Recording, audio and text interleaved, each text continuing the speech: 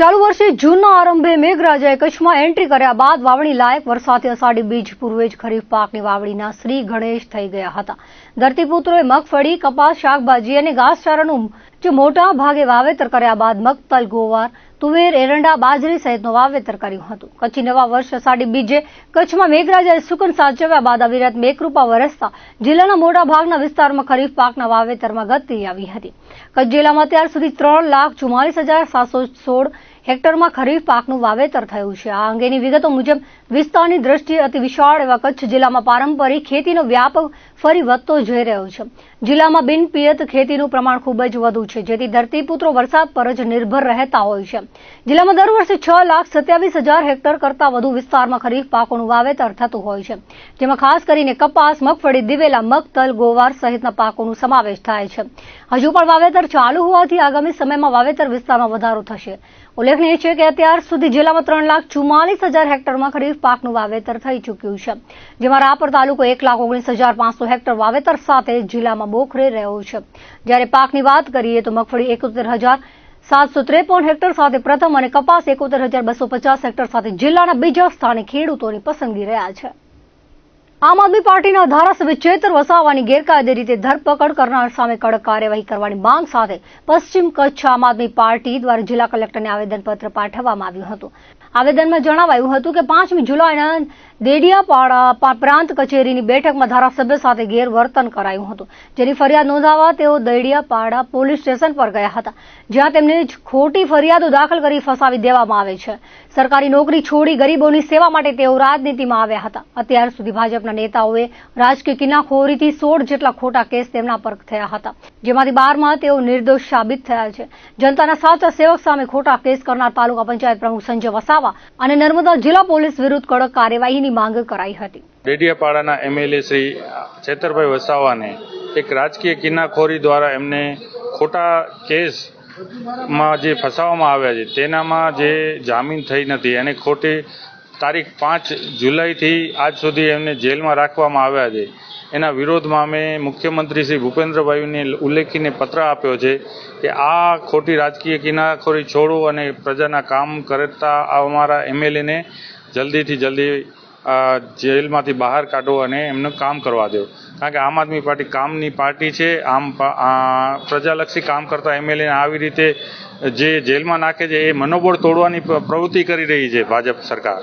આ પ્રવૃત્તિ અટકાવે અને વધુમાં વધુ લોકોના કામ થાય એના માટે ચેતરભાઈને જલ્દીથી જેલમાંથી છોડવામાં આવે। અમે કલેક્ટરશ્રીને ઉલ્લેખ આપ્યો છે, આ લેટર અમે મુખ્યમંત્રીશ્રીને ઉલ્લેખીને આપેલો છે કે તમે અમારો અવાજ, પશ્ચિમ કચ્છ જિલ્લાનો અવાજ તમે ત્યાં સુધી પહોંચાડો કે આવી રીતે આ થઈ રહ્યું છે ખોટું છે। આવી રીતે આખા ગુજરાતમાં એકોએક જિલ્લામાં આ પ્રોગ્રામ થઈ રહ્યો છે। બધા જ કલેક્ટરશ્રીઓને આ ટાઈપના પત્ર આપવામાં આવ્યા છે। કચ્છ જિલ્લામાં આવેલ વડરા સિમેન્ટ કંપનીને નુવોકો સિમેન્ટ પ્રાઇવેટ લિમિટેડે લીધી છે, જે બાદ કંપનીમાં 10 વર્ષથી સિક્યુરિટી ગાર્ડ તરીકે ફરજ બજાવતા 34 સ્થાનિકોએ એકાએક છૂટા કરી દેવાતા આક્રોશ ફેલાયો છે। સિક્યુરિટી ગાર્ડ તરીકે ફરજ બજાવનારાઓએ જિલ્લા વહીવટી અને પોલીસ તંત્રને આવેદનપત્ર પાઠવી યોગ્ય પગલાં લેવા માંગ કરી હતી। જો ન્યાય ન મળે તો લડતના મંડાણ કરી ધરણા કરાશે તેવું જણાવ્યું હતું। આ વેળાએ જાડેજા કુલદીપસિંહ, જાડેજા રઘુવીરસિંહ, લકીરાજસિંહ, પ્રહલાદસિંહ, શક્તિસિંહ, જયદેવસિંહ વગેરે હાજર રહ્યા હતા। કચ્છ જિલ્લાના સરહદી વિસ્તાર અબડાસા તાલુકો, અકરી મોટી ગામ, જે ગામ સીમાવર્તી એરિયામાં આવે છે, ત્યાં મહાકાય ઉદ્યોગો આવેલા છે। મહાકાય ઉદ્યોગ વડરાજ સિમેન્ટ, એબીજી સિમેન્ટ લિમિટેડ એ ઘણા સમયથી બોમ્બે હાઈકોર્ટ અને સુપ્રીમ કોર્ટના સીલમાં હતું।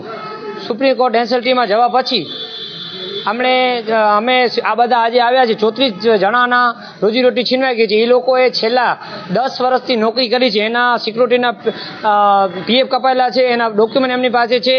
નુવોકો સિમેન્ટ ઉર્ફે નિરમા સિમેન્ટ એમના મેનેજમેન્ટ સાથે પણ અમે 3 મહિના કામ કર્યું। એમને 3 મહિના ભરપૂર અમારા વખાણ કર્યા અને અમને સારા કીધા। અમે સૌ નુવોકો સિમેન્ટ છે એની આજુબાજુના ગામના છીએ અને સીમાવર્તી અહીંયા ભુજથી કમસે કમ 170 કિલોમીટરથી અમે આવીએ છીએ, દૂર છીએ। તો આવા મહાકાય ઉદ્યોગ આવે તો અમે અમારા 34 ગાર્ડ છેલ્લા 10 વર્ષથી રોજીરોટી બજાવે છે, તો 3 મહિના એમને પણ એગ્રી કર્યા, અમારી સાથે રહ્યા અને 2 દિવસ પહેલાં રાત્રે એવું ફરમાન કર્યું કે લોકલ ગાર્ડોને બધાને એક સાથે છૂટા કરી નાખો। તો અમે મેનેજમેન્ટ સાથે 2 દિવસ ગેટ ઉપર બેસીને ચર્ચા કરી કે અમારો શું વાંક, અમે નોકરી બરાબર નીતિ નિયમ પ્રમાણે નથી કરતા કે શું છે કઈ કહો તો એ કે ના, અમને માથેથી અમારા top management Ritish Desai, Raghavendra Rao MD અને બલજીત ધા જે હાલે અબડાસામાં નોકો સિમેન્ટ છે એના પ્લાન્ટ હેડ છે, એમણે કીધું કે અમારું ટોપ મેનેજમેન્ટ નિર્માણનું નોકોનું કહે છે કે અમે લોકલને રાખવા નથી માંગતા. તો ગુજરાત સરકારને હું કહું છું કે સંવેદનશીલ સરકાર જાગે. જો સીમાવર્તી છે એરિયાનો તમને ગામડાઓની ચિંતા હોય તો તમે ગામડા ખાલી થતા અટકાવો. અને જો આ 34 જણા 15 વર્ષથી નોકરી કરે છે તો આજે કેમ ખરાબ થઈ ગયા? જેથી સીલ હતું બોમ્બે એરપોર્ટનું, 1 રૂપિયાની ચોરી નથી થઈ. ઓન રેકોર્ડ વાયર પોલીસ સ્ટેશનમાં એ સબૂત છે કે અમે બધા લોકલે ચોરી નથી કરી. તો લોકલને કાઢી નાખવાનું કારણ શું? અમે બહારથી આવ્યા છીએ ક્યાંથી? અમે નોકરી નીતિ નિયમ પ્રમાણે નથી કરી કે અમે અમારો વાંક શું? અમે નોકો સિમેન્ટના મેનેજમેન્ટને એટલું જ પૂછ્યું કે તમે નોકોના લેટર પેડ ઉપર લખી દો કે અમને કાઢવાનું કારણ શું? એજન્સી ગમે તે બદલે, અમને સ્થાનિકને રોજીરોટી જો 2010થી મળતી રહેતી હતી 25 સુધી, તો હવે કેમ ન મળી? કચ્છ જિલ્લામાં દરેક નગરપાલિકા વિસ્તારોમાં રખડતા ઢોરોનો ત્રાસ વધી રહ્યો છે અને રખડતા ઢોરોની હડફેટે અવારનવાર લોકો ભોગ બને છે અને ઘણા કિસ્સાઓમાં જાનહાનિ પણ થઈ છે અને ગંભીર ઇજાઓ પણ થાય છે. ત્યારે માનવ જીવ બચાવવા માટે રખડતા ઢોર પકડવા ખૂબ જરૂરી છે. અત્યારે નગરપાલિકાઓ જ્યારે કોઈ ફરિયાદ કે રજૂઆત કરે તો જ કાર્યવાહી કરે છે. કચ્છ જિલ્લા કોંગ્રેસે જિલ્લા કલેક્ટરને આવેદનપત્ર પાઠવી જાહેરનામું બહાર પાડી અને તમામ નગરપાલિકાઓને ઝુંબેશના ભાગરૂપે સપ્તાહમાં 1 દિન રવિવારે ઢોર પકડવા માટેનો કાર્યક્રમ ફરજિયાત કરવામાં આવે અને દર સપ્તાહે રખડતા ઢોરો પકડી ગૌશાળા અથવા ઢોર ડબ્બામાં પૂરવામાં આવે તેવી રજૂઆત કરી હતી. કોંગ્રેસના જિલ્લા પ્રમુખ વી.કે. હુંબલે જણાવ્યું હતું કે રખડતા ઢોર પકડવાની નગરપાલિકાની જવાબદારી છે અને તેમ છતાં રખડતા ઢોરના કારણે મૃત્યુ કે ઈજા થાય તેના જવાબદાર ચીફ ઓફિસરને ગણી મરણ જનારના પરિવારને નગરપાલિકા તરફથી 10 લાખ સહાય ચૂકવે અને ઈજાગ્રસ્તોને તમામ સારવાર સાથે 2 લાખનું વળતર ચૂકવે. રખડતા ઢોરોનો ત્રાસ ઓછો કરવા માટે સરકાર દ્વારા તમામ તાલુકા મથકે એક ગૌશાળા રાખવામાં આવે અને આવા રખડતા ઢોરો સરકારની ગૌશાળામાં રાખવામાં આવે તેવું સૂચન રજૂ કર્યું હતું. આ સાથે પાઠવેલા અન્ય એક આવેદનપત્રમાં મુન્દ્રા તાલુકાના લુણી ગામે માધ્યમિક શાળા વર્ષ 2023થી મંજૂર થયેલ છે, જેમાં હાલે 9મા ધોરણમાં 67 વિદ્યાર્થીઓ તથા 10મા ધોરણમાં 35 જેટલા વિદ્યાર્થીઓ અભ્યાસ કરે છે, પરંતુ હાઈસ્કૂલનું મકાન ન હોવાના કારણે પ્રાથમિક શાળાના ક્લાસરૂમમાં અભ્યાસ કરે છે, જેમાં ધોરણ 9ના 67 અને વિદ્યાર્થીઓ એક ક્લાસરૂમમાં અભ્યાસ કરે છે.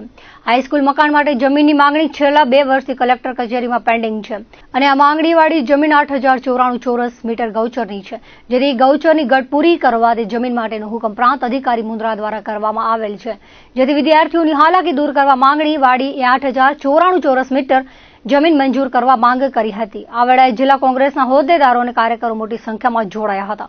કોંગ્રેસનું પ્રતિનિધિ મંડળ કલેક્ટર સાહેબને 2 આવેદનપત્ર અમે આપ્યા છે, જેમાં એક મુદ્દો એવો છે કે મુન્દ્રા તાલુકાના લુણી ગામ છે, ત્યાં માધ્યમિક શાળા 2023માં મંજૂર થઈ છે. ત્યાં લગભગ અત્યારે 120 જેટલા બાળકો છે.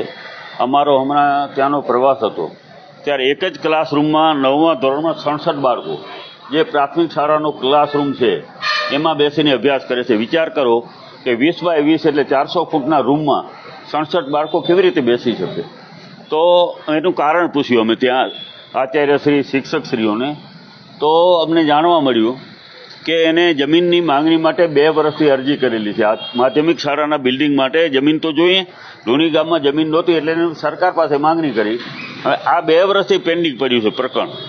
ઉદ્યોગપતિઓને જોતી હોય તો તમારે 24 કલાક રાત ઉજાગરો કરીને આપણે જમીનો આપી દઈએ છીએ, પણ માધ્યમિક શાળા માટે એક ખૂબ જ અત્યારે ત્યાં પરેશાની ભોગવી રહ્યા છે. કલેક્ટર સાહેબે અમને ખાતરી આપી છે, એને કીધું મારા ધ્યાન ઉપર નથી પણ હું જોવરાવી લઉં છું ક્યાં અટક્યું છે. એટલે પ્રાંતમાં હોય કે અહીંયા હોય, જ્યાં હોય ત્યાં જેની જવાબદારી બનતી હોય તો લુણી ગામમાં વહેલામાં વહેલી તકે આ જમીન મંજૂર થાય, ત્યાં માધ્યમિક શાળાનું બિલ્ડિંગ બને અને બાળકો એમાં અભ્યાસ કરતા થાય. એક રજૂઆત અમારી હતી. બીજી રજૂઆત અમારી એ હતી કે કચ્છ જિલ્લાની તમામ નગરપાલિકાઓ વિસ્તારમાં અત્યારે આમ રખડતા ઢોરોનો ખૂબ ત્રાસ છે. આજે દરેક શહેરમાં જાઓ તો 100-200 ઢોર રખડતા જ હોય છે. વારંવાર લોકોને અંદરો અંદર આ ઢોરો ઝઘડવાના કારણે લોકોને ખૂબ ત્રાસને નુકસાન આપી રહ્યા છે. ઘણા એવા હુમલાઓ થયા છે કે જેને જીવ ગુમાવવા પડ્યા છે લોકોના, અને ઘણાને એટલી મોટી બધી ઈજાઓ થઈ છે. તો આ બાબતે અમે રજૂઆત કરી કે સાહેબ, આ નગરપાલિકાઓ જ્યારે ફરિયાદોને રજૂઆતો થાય ત્યારે ચીરાચાલુ દેખાવ કરવા પૂરતા ઢોરો પકડે છે, પાછો વળી બેસી જાય છે. એને બદલે તમે જાહેરનામા, આમે વારંવાર નવા જાહેરનામાઓ પાડતા હોય તો એક જાહેરનામું એવું પાડો કે આખા કચ્છ જિલ્લાની નગરપાલિકાઓ એક દિવસ અઠવાડિયામાં એને નક્કી કરી દો કે તમારે રવિવાર તો રવિવારના ઝુંબેશના ભાગરૂપે એને દરેક કચ્છ જિલ્લાની નગરપાલિકાઓમાં ફરજિયાત એને ઢોર પકડવાના, રખડતા ઢોર એને પકડી લેવાના. અને આ જો કન્ટિન્યુઅસ ચાલુ રાખશે તો જ આનું નિરાકરણ આવશે. Rotary club of Bhuj wall city દ્વારા આગામી 20મી જુલાઈના ભુજમાં મેગા બ્લડ ડોનેશન કેમ્પનું આયોજન કરવામાં આવ્યું છે, જેમાં કચ્છના રક્તદાતાઓને બહોળી સંખ્યામાં બ્લડ ડોનેટ કરવા લખમસિંહ ભાનુશાલી અપીલ કરી હતી. Rotary club of Bhuj wall city દ્વારા આગામી તારીખ 20/7/2025 રોજ ભુજ મધ્યે ડોસાભાઈ ધર્મશાળા પ્રથમ માળે મેગા બ્લડ ડોનેશન કેમ્પનું આયોજન કરવામાં આવેલ છે. એ બ્લડ ડોનેશન કેમ્પમાં આપનું લોહી આપી અને દેશનું રાષ્ટ્ર સેવાનું એક કામ કરવા માટે હું અપીલ કરું છું. બહુ એક સંત કબીરે કીધું છે, મौका दे अपने खून को किसी की रगों में बहने का, मौका दे अपने खून को किसी की रगों में बहने का, ये लाजवाब तरीका है कहीं जिस्मों में जिंदा रहने का, कहीं जिस्मों में जिंदा रहने का.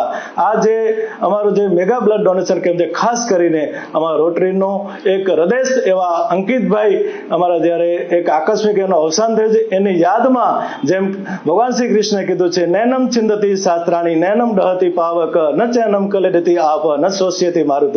માત્ર આત્મા અમર છે, એનો જીવને એક ભગવાન મહાવીર ભગવાન એને એક સારામાં સારા એને પોતાની સ્થાનમાં એના જગ્યામાં મહત્વનું સ્થાન આપે અંકિતભાઈને. એનો કર્મનો એનો આ બ્લડ ડોનેટનો સમગ્ર કર્મનું ફળ એ અંકિતભાઈની આત્માને મળે એ ભાવનાથી rotary club of Bhuj wall city દ્વારા મેગા બ્લડ ડોનેશન કેમ્પનું આયોજન કરવામાં આવે છે. એ આયોજનમાં સમગ્ર કચ્છના જે યુવાનો, માતાઓ, બહેનો જે પણ 18 વર્ષથી 55 વર્ષના કોઈ પણ વ્યક્તિ બ્લડ આપી શકે છે. આ બ્લડ આપીને દેશમાં એક રાષ્ટ્રનું સેવા કરી એક રાષ્ટ્રભક્ત બનવા માટે હું જાહેર અપીલ કરું છું. તો દર્શક મિત્રો, હતા ત્યાર સુધીના કચ્છ ટીવી સમાચાર. ફરી મળીશું નવા સમાચારો સાથે, નવી અપડેટ સાથે. ત્યાં સુધી મને રજા આપશો. નમસ્કાર.